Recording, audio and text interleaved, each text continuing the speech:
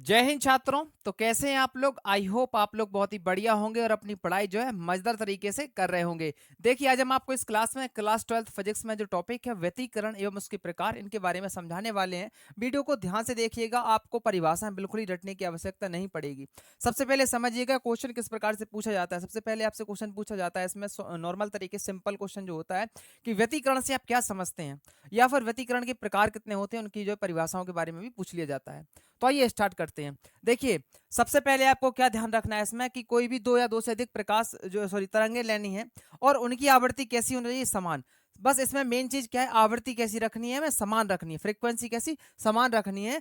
तो क्या होगा, जब दो या दो से अधिक तरंगों की समान आवृत्ति एक ही दिशा में जाएंगी तो वो क्या करेंगी, एक दूसरे को अध्यारोपित करेंगी। क्या करेंगी, एक दूसरे को अध्यारोपित करेंगी। तो इस घटना को क्या कहेंगे हम लोग, व्यतिकरण। क्या कहेंगे, व्यतिकरण। तो देखिएगा, हम थोड़ा सा डायग्राम बना के भी समझा रहा है आपको। जैसे मान लो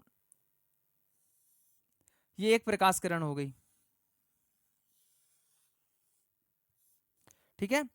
अब यहां पर देखो क्या, कम से कम दो प्रकाश किरणें लेनी है, तो दूसरी प्रकाश किरण लेंगे जिनकी आवृत्ति कैसी है, समान आवृत्ति है। तो ये जो कंडीशन बनी है ये है आपकी व्यतिकरण। ये जो आपकी डायग्राम बना है ये क्या है, आपका व्यतिकरण है। और इसमें क्या है कि हमें समान आवृत्ति रखनी है। आवृत्ति कैसी रखनी है, इसकी समान रखनी है। तो देखिए, इसके प्रकार कितने होते हैं, दो। एक होता है संपोषी और एक होता है विनाशी। देखिए, इसमें भी बहुत सिंपल सी चीजें हैं। देखिए, सबसे पहले आपको सरंग और गर्त का मतलब समझना होगा। सरंग का मतलब होता है उठा हुआ भाग। तो देखिए, इसमें यहां पर हम दूसरा डायग्राम बना दे रहे हैं।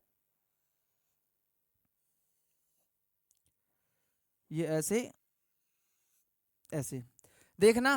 इसकी आप डेफिनेशन क्या बनाएंगे, सेम डेफिनेशन लिखना है, कुछ भी अलग से नहीं रखना है। देखना, जब दो या दो से अधिक समान आवृत्ति की प्रकाश तरंगों को इस प्रकार से अध्यारोपित करवाते हैं, अध्यारोपित करते हैं कि सरंग सरंग से मिल जाए और गर्त गर्त से मिल जाए। देखिए, सरंग का मतलब होता है ऊपर उठा हुआ भाग, और गर्त का मतलब क्या होता है, नीचे धसा हुआ भाग। गर्त का मतलब गड्ढा, ठीक है। अब देखिएगा, देखना, एक प्रकाश किरण ये हो गई, दूसरी आपकी मान लो ये हो गई, ये वाली। तीसरी इसमें बना लो, और बनाना हो दो से अधिक कर लो। अब ध्यान से देखना, पहली दूसरी तीसरे का जो सरंग भाग है वो एक साथ है, क्योंकि इसमें क्या मेन चीज है कि सरंग सरंग को जोड़ दो और गर्त गर्त को, देखो गड्ढे तीनों जुड़े हैं। तो ये कंडीशन कौन सी है, ये है आपकी संपोषी व्यतिकरण। Is it clear?